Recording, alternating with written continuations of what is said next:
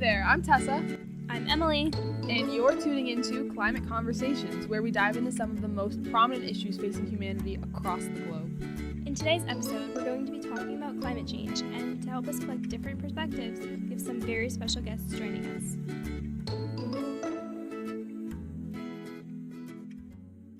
So we have our first guest here. Would you please introduce yourself? My name is Liz, and I'm a senior at Hopewell Valley Central High School. And we're going to be talking about climate change with you today. So can you tell us a little bit about why you're passionate about it and what you've done so far? Well, I am extremely passionate about it because when I was in, I believe it was sophomore or like early junior year, I decided to join the YES Club. And so the YES Club, it stands for the Youth Environmental Society Club. And Miss Sherwin is the advisor of that club. And once I got started, I was like, this is actually like really interesting just about, because she was kind of trying to get the club to focus on some of the issues that the environment, is currently facing. So I was like, this is actually really cool. So when she asked who wanted to be a leader for next year's club, I was like, oh my gosh, I'd love to do that. So now I am a leader of the YES Club, which has just made my passion become even stronger and, has really just made my interest grow to the point where I want to major in it in college. So the YES Club, aims to confront and solve the issues that the environment is facing currently in our community, the world, particularly the U.S. So yeah, that's great to see people our age really taking the step and the initiative to actually start combating climate change, even just at home. It's great. Yeah. So can you just give us a brief overview of some of the worst effects of climate change that you know of? Some of the worst effects. Well, it kind of just like affects our day-to-day life in general, just in terms of, the temperature outside.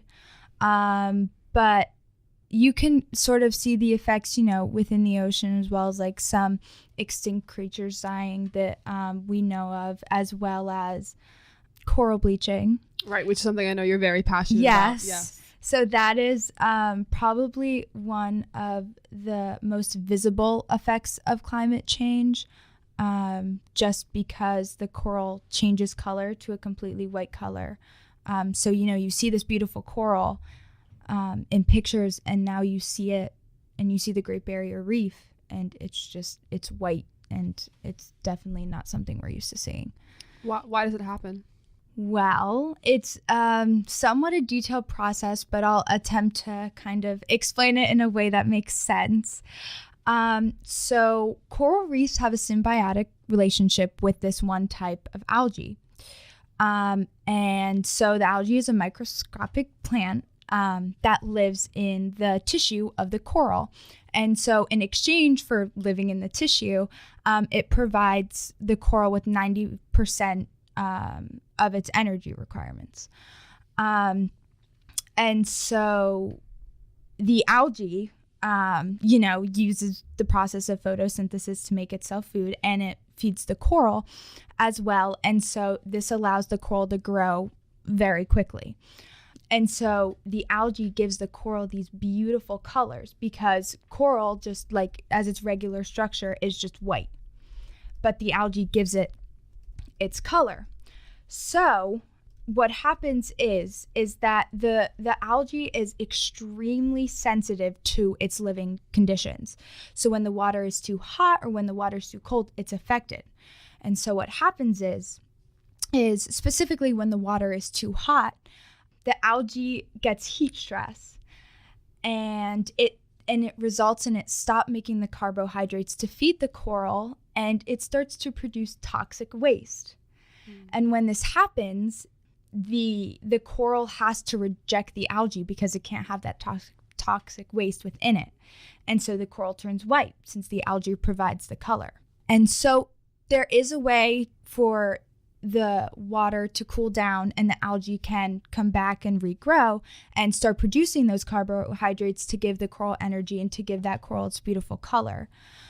But scientists don't know exactly the time and the temperature that the water needs to be because there are so many variables that could affect that could just be so confounding. And so even if we did find it, it'd probably be impossible because at the rate of which the sea temperature is rising, it is probably somewhat impossible. Not impossible, but it would be extremely hard to fix the rising of the temperature of the ocean. So that's kind of the issue, and you can see how, obviously. So I have a quick question. When the coral is bleached, does it die?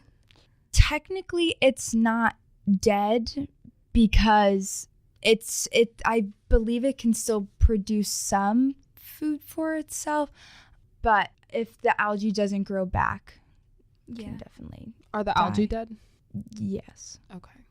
Wow, this is really, it hurts to hear almost, that, the ocean's temperature rising is not going to get any better, especially with global warming. So I know some people might think that maybe it sucks that the coral's being bleached, but does it really have an impact on us? And from what I understand, we get most of our oxygen actually from photosynthesizing plants in the ocean. So especially algae. Yeah.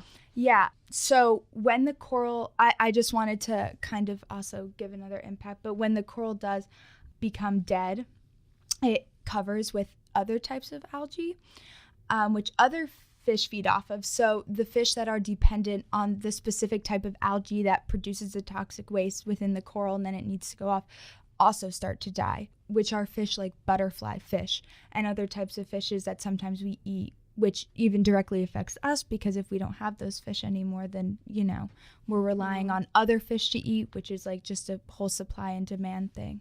Right. Wow. So it affects entire food chains. Yeah, definitely. Wow. Mm-hmm. So this all sounds very, what's the word? Terrifying? Yeah. There's really no other word. Frustrating. Yeah, There's a lot of different a lot of different emotions that come to mind when you think of this. Yeah, really there are. So what can we do? What can we do to reduce our effects of climate change, stop coral bleaching, or at least slow the process down? Well, there's a lot of legislation being passed. One that I believed happened in August, but I would not quote me on that. But it was definitely very recent.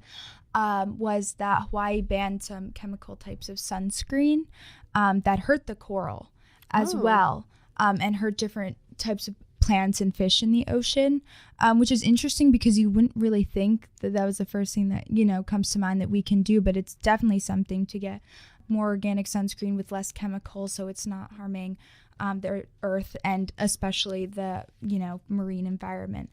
Another important thing to do is just keep your plastic out of the ocean. So, no plastic straws, no plastic bags. It's really easy to decrease your plastic use. You can just put your lunch in containers instead of putting it in a plastic bag. And there are also types of fabric packets that you can just put your, goldfish or Cheez-Its or whatever you have instead of just using a plastic bag. Turn your lights off. There's no need. The electricity bill can go up. So really you're killing two birds with one stone if you're just shutting off your electricity. Solar panels. We just got a bunch of solar panels at our school last year or 2 years ago. But that's really great just because, you're using the sun, our natural resources. Use water bottles. There's some really cool water bottles out there. They're really reusable not ones, that you mean, expensive. right? What? You mean reusable ones, right? Yes, Okay, yes. Water bottles. Yes, sorry. Reusable water bottles.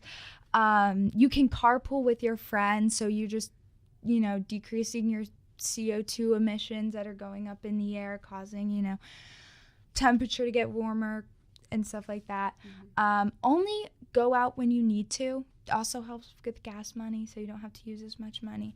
So really, a lot of these things are just basic things that also kill two birds with one stone. So really, it doesn't make any sense to not do it, and it's just maybe a tiny bit of more time out of your day, but it really makes such a big difference.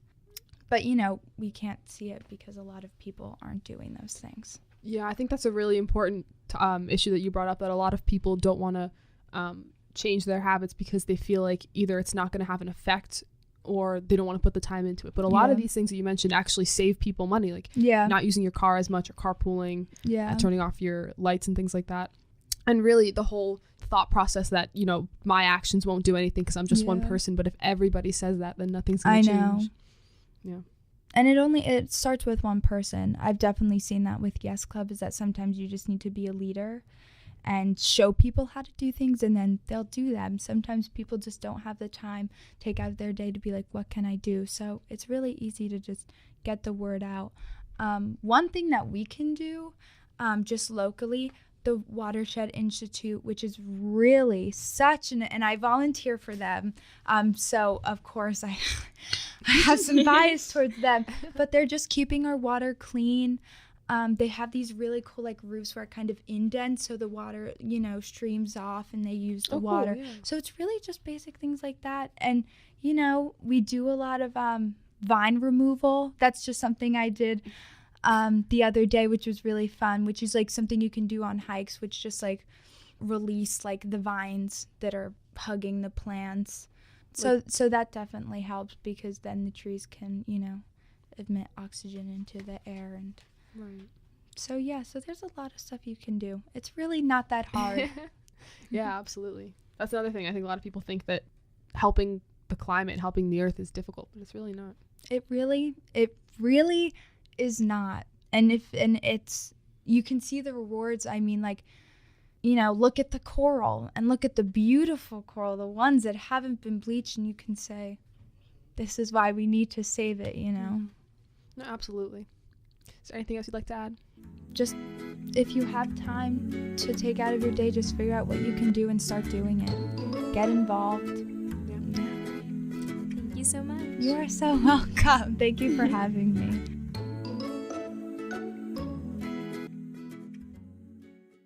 Okay, so for this next segment, we're here with a very special guest. So can you please introduce yourself? Hi, I'm Karen Lucci. I'm a science teacher here at the high school. And what classes do you teach specifically? I teach honors biology, and I also teach AP biology, and I've been doing that for about 18 years now. Fantastic. Thank you so much for being here. So we have a few myths we like to debunk with you. So Emily's going to start us off. All right, so our first myth is that climate change won't affect me. So that is understandable, because people perceive what's around them and you don't notice slight changes over time. But climate change is global. So consequently, it will affect everyone, but it may not affect you in a big way right now, but down the road it may. One thing that is part of climate change is that we have a lot more severe storms. So the storms, we've always had them, but they are increasing in severity, increasing in damage. And so when people experience these, they can lose their homes, they can lose their businesses. And you see the effects of this in Puerto Rico, which has not responded well at all since their big storm, in Houston, even in the Jersey Shore, when we had Superstorm Sandy many years ago. There are a lot of businesses closed and never reopened. A lot of homes have not been fixed up. Some have been abandoned. So what will happen is, maybe when the economic factors hit them more, they will begin to see them. But we have to be able to make sure people understand that climate change is affecting them. And one way you can see that change is in storms. Just losing power for a few days. How many more people have generators in their homes than they had 5 years ago? Why? Because when you get a storm, you don't know when you're going to get your power back. Part of that is the result of climate change. Right, and that's terrifying to think about. You know, a lot of people see climate change as just a thing that won't affect them, or it'll only affect people in impoverished countries, but it's crazy to see that even here at home, we see the effects directly impacting us through these big storms. Exactly. You don't see it in your own community necessarily. Yeah. So the next myth to debunk, it's cold outside, so global warming doesn't exist. Yeah, it is cold, and today is cold outside as we're talking. So weather is a daily event, and then climate is the trend over time. So you can be a really, really nice person, but you can still yell at somebody if you're in a bad mood. So the weather may be cold one day, but overall the climate can still be warming up. The past 4 years have been the 4 warmest years on record, and they've been keeping close records since 1880. So it's definitely happening, and you can have cold days though still. I love that analogy of you can have Yeah. bad days and still be a good person. All right, so the next myth is that a few degrees warmer won't have a big impact. So a few degrees warmer, if you think about an average temperature, if you make that average a few degrees warmer, all of a sudden it does affect it. If you have an 88 average in class and you get a few percentage points higher average to a 91, wow, all of a sudden you're in the next grade bracket, which sounds a lot better than 88 having a B average versus an A average. Same thing for weather degrees. A few degrees difference is the difference between freezing and being above freezing, about being in the 80s and being in the 90s. And you do feel that. You run air conditioners more, you use more electricity. You may have to use more, you would use honestly less heat. So that I guess would be a bonus, but the severe weather would be worse. I think we all know what it's like to have a couple grade point differences matter and getting into a college or, It makes an effect. definitely. But the climate has changed before, right? So this is not just part of the natural cycle. Well, it's interesting. If you look at the geological periods, big time. Yeah, we definitely have gone warmer and colder. We had ice ages. So back in the 60s, I think it was, scientists were predicting we were heading towards another ice age based on that. But we should be, time-wise, and where we are in geological cycles, you would think it would start cooling off. But actually, since it's getting warmer, we have to look at this and say, no, this is not the norm. We're not following those geological time periods. And the other thing is that we've had a big increase in temperature, even if it's less than a degree, over a relatively short time period. And we don't see that in our geological history. Aren't high amounts of CO2 in the atmosphere good for plants? Sure, they're great for plants. And if only plants were here, that would be fine. But there are animals here too, and there are things like the ocean. So when you increase the carbon dioxide in the world, you also start increasing the amount of carbon dioxide that can get dissolved in the ocean. So what we're seeing now is an increase in ocean acidification, which means that the pH of the ocean is actually going down a little bit. As it goes down, then the organisms can't adapt to that quickly enough, and they start dying off. And it turns out that a lot of our oxygen comes from organisms in the ocean. So you would think it's helping, but it still really isn't helping overall everybody. So another big myth is that the world will self-correct. And I'd like to hear your opinion about this. Sure, it will self-correct, but it doesn't mean we'll be around for part of that correction. Yes, things will happen. Organisms will become extinct. Some organisms will adapt to the changes. We can adapt to maybe our growing seasons and work with agriculture and crops. But the fact is that we can't rebuild a coastline that goes into the ocean because of rising waters. And the amount the water rises is not exactly, it's not known. There are estimates about what's going to happen. The world will self-correct, but it doesn't mean that we can exist the way we are existing now.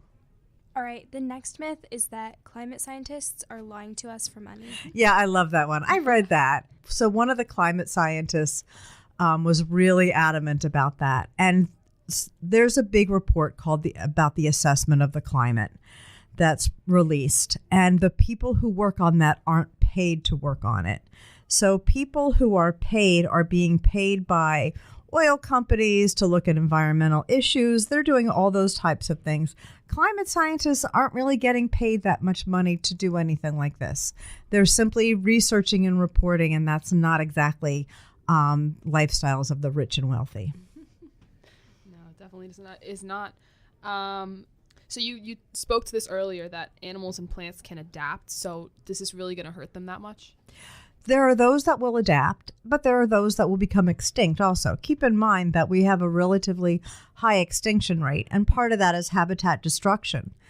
As climate change keeps going and persists, we have more habitat destruction. Consequently, more organisms are becoming extinct. Yes, some will adapt, don't get me wrong. There are plants that can adapt and bloom earlier, or insect larvae that can adapt and emerge earlier. But when you look at other things that are happening, like the acidification in the ocean, a lot of those organisms can't respond and adapt. Adaptations take time, and a lot of the changes that can occur and affect them in their environment are too quick for them to adapt and survive. I remember actually talking in your class about how the normal extinction rate is like 1 species per 1,000 years? Something like that. It's more than that, but right now it's species per day. That's crazy. Like, I can't even imagine that. Yeah. All right, the next myth is that hurricanes and other big storms aren't linked to global warming. Okay, so hurricanes have always been around as far as we know, and they are not directly linked to, the frequency of them is not directly linked to global warming or climate change. So when we talk about global warming, we're talking about just the warming of the planet. Climate change is everything that happens as a result of that.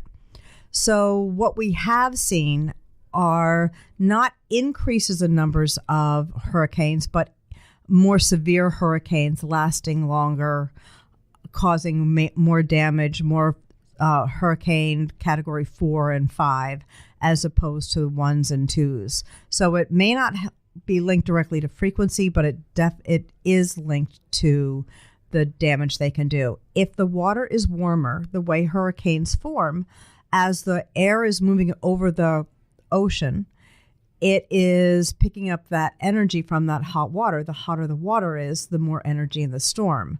So it makes sense that if the water is warmer, the storms are going to be worse. I think we've seen that with recent storms that you were talking about earlier, like in Puerto Rico and Texas and Florida. So with all of this, it all sounds very imminent, this danger of climate change. So what will the world look like in a few years if we don't start making serious lifestyle changes? So all of those things that we look at will change. Growing seasons will change, which means in some areas they will actually get warmer, and you may have a longer growing season, but it can also be drier. So there will be changes in patterns of rainfall, which would lead to increased irrigation. There will be increased energy use during the summer, which leads to brownouts or blackouts if necessary. There will be less fresh water. We use more electricity. We use more gas to go more places. We start depleting that, and costs rise. So there are a lot of social implications. Just buying insurance to survive storms, flooding, hurricanes, all those things will all increase. So it's not, if you're living in the middle class, it's going to drastically affect your life because you can't withstand great changes in what you have to pay out to survive. And it sounds like as these effects start to really hit us, in an effect to keep our lives the same, we'll just be doing more to hurt the earth. Yeah, really. That's what we'll be doing. Well, as teenagers who will be on this earth for the next few decades, what can we do? So there are things we can do at a personal level that actually will help make some changes. And one is we have to kind of shift the paradigm about things like travel. When we get in a car, usually it's a lone driver in a car going whatever distance. What if we carpooled? What if we used more mass transit? By reducing the amount of gasoline you use on a daily basis and being really thoughtful about it, do you have to go to a parking lot, park, and then move your car because you want to go to the store that's far away? People do that. That's kind of crazy. So thinking about gas usage, why are there so many SUVs that have poor fuel efficiency? Looking at more fuel efficient cars. That's another way to look at it. There are a lot of hybrids out there. Maybe that's what we should spend more time buying and looking and considering that. On a daily basis, just electrical use, because that eventually a lot of that comes from fossil fuels. So what do we do? Do you keep your chargers plugged in? And you just attach your phone to the charger when you need to charge it? What types of things can we not have on all the time? Even televisions that are plugged in are using a tiny, tiny bit of electricity, so they go on instantly. So we can do a lot of those things just on a daily basis that reduces our use of materials, which will save things in the long run. The third thing we can all do is be aware of policies and governmental laws and try to change them and enact policies that tend to conserve materials. And it all does add up. I know a lot of my friends especially are very worried about this, but they feel like their personal actions won't have any effect in the long run. But I feel like if everyone actually, takes the time to think about the steps they can take to reduce their emissions, then eventually it'll collectively produce something that'll help the earth. Is there anything else you'd like to add? No, I just want to thank you very much for inviting me to this conversation. It's an important conversation to have. Sometimes you worry that these problems aren't in the public very much, and consequently people forget about them and think that they're not important or they're going away or somebody's fixed it, when really it's just getting worse and worse right now. Well, thank you for being here and talking about it. Thank you. So we had some really interesting conversations with our guests today. Lizzie talked about coral bleaching specifically and some of the other impacts that climate change has on individuals and marine life and things like that. And Miss Lucci just debunked some myths with us. So we just wanted to kind of sum up what we learned today and some of the commonalities between the two interviews. Yeah, so climate change does matter because we get most of our oxygen from photosynthesizing plants in the oceans, and we see impacts in wildfires. There have been a lot recently, and major storms. Yeah, and it's really not something that we can just sweep under the rug because it really is starting to impact us now. And by the recent UN and other major climate change reports, it's only going to get worse, and it's really going to impact the way we live within the next 10, 15 years even. I just wanted to give a little bit of insight into something that I'm extremely, I don't want to say passionate about, more I'm angry about. Amazon Prime 2-day shipping and those other really fast shipping services are some of the worst carbon emitters that I know of. When you hit the 2-day shipping Amazon Prime option when you order something online, it comes to you in 2 days, which is great and convenient, but it hurts the environment so much. The way that Amazon and these other shipping companies send packages out is that they wait until their trucks and their planes are full enough with boxes that they can just ship them all out full. But when you click on the 2-day shipping or fast shipping option, they send out planes and trucks half full or even almost empty just so they can get the product to you. And it wastes so much carbon dioxide, and it really, really has a major impact on the way we live, and I know it doesn't sound like it's a very big problem, but when you think about all the people in the world who are using Amazon and using these 2-day shipping options, it really, really, really has an impact. So please, if you can, either go and buy something in store or don't click the 2-day option, plan in advance and wait till the trucks, allow the Amazon and the other shipping companies to wait till the trucks are full to send out the packages. That was just something I wanted to put in. Yeah, and then it's very easy and a lot cheaper to reduce your carbon output. So using your car less, you pay less for money, for gas, and not using your heat or air conditioning, things like that. Yeah, and the fact that both of our guests kind of had the same thing to say about a lot of issues about climate change really says that, it's definitely an issue, and it's something that we all need to work together to try and reduce. So we actually have some challenges for you guys listening. There's 6 or 5 specific areas that we think are most important. So we're just going to go through them and talk about how you can reduce your impacts, basically. All right, so the first one is transportation. So you can bicycle somewhere instead of driving, or you can carpool with other people. You can take a bus or any public transportation instead of driving your own car. And it's better to take a train than a plane because it emits less CO2. Yeah, it's just more energy efficient. Yeah, exactly. Yeah, really, I think it's pretty self-explanatory. Like, when there's more people in one vehicle, you're expanding more carbon dioxide than you would if you were the only person in a car, but it's still much less than if 2 separate people were driving 2 separate cars. All right, so our next one is reducing. So you can buy clothing from secondhand stores instead of brand new clothing. Don't use Amazon Prime. Please don't. And don't throw away any food, because that's very wasteful. Yeah, definitely. I remember in French last year, actually, we learned about food waste. It's actually a really big problem. I had no idea. About a third, I think, of all food that's made is thrown right in the garbage, which seems, very wasteful. That's crazy, yeah. Yeah, so really try to buy less, buy only what you need, and be more efficient with the food that you buy. And buying clothes from like a secondhand store is so much more efficient because instead of producing new clothes that are just given away or thrown out, you're recycling what you already have and reducing your output. And Amazon Prime we already talked about. All right, so our next one is reusing. So using more, wasting less, and finding new uses for things you've already used. I know personally, we don't really buy glasses anymore. Like we just buy jam jars and we clean them out after like the glass ones, and we clean them out after we're done and we use those as cups, which they're really cute also. Yeah. They're really energy efficient. They're really cute. So definitely finding new uses for objects is great.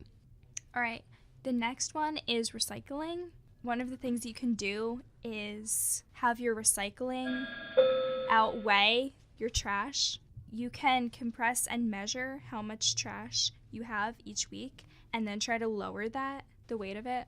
Yeah, definitely. Just making a conscious effort to lower the amount of waste you're putting out. A lot of things like we mentioned about like reusing certain packaging materials or just not buying super packaged foods. But if you do, recycling them, finding new uses for them. Don't throw out water bottles in the trash can. So many of my friends do it and it really bothers me. I always yell at them when they do. It really isn't that much of an effort to walk the next 10 feet to find a recycling bin. And finally, neither of our guests really talk about this, but I think it's something important that we should bring up. The types of food that you're eating actually do correlate to the amount of carbon dioxide you're putting out. So the most energy efficient food is vegetables, fruits. I guess I don't want to say the word vegan, but I guess vegan items. I know a lot of people think vegan and they think, oh, it's a crazy lifestyle. People who are vegan are insane. They don't. I don't really know what the stereotype is, but they're just very against veganism. But it's really the most energy efficient way to live. Consuming meat especially is very inefficient. It emits a lot of carbon dioxide because if you think about all of the space it takes up to raise chickens and cows and then to have to feed them and process the meat and things like that, it uses up a lot of unnecessary carbon dioxide. Dairy and eggs also, maybe not as much, but definitely reduce your consumption of meat, specifically red meat. Try to lean towards more lean meats like chicken or poultry, or try to reduce the amount of meat you're taking in overall, which are actually better for your diet in general, not just for reducing climate change. One thing that I'm going to start doing is I'm going to document what I eat in a typical day and then try to implement these changes into my diet. So I only eat meat one meal a day, if that. I think that's a good way to reduce your output just by choosing the food you eat. I saw a statistic once that said if everyone in America went vegan or vegetarian for a day, it would be the equivalent to taking off like 200 and something thousand cars off the road. It was crazy, yeah. So it really does have a big impact. This has been Climate Conversations. Hopefully you've learned something new about climate change, and this podcast inspires you to start reducing your carbon dioxide emissions. As both of our guests mentioned, really the only way to fix this problem is if everybody pitches in and does their part. Thanks for tuning in. I'm Emily. I'm Tessa. And we'll see you next week.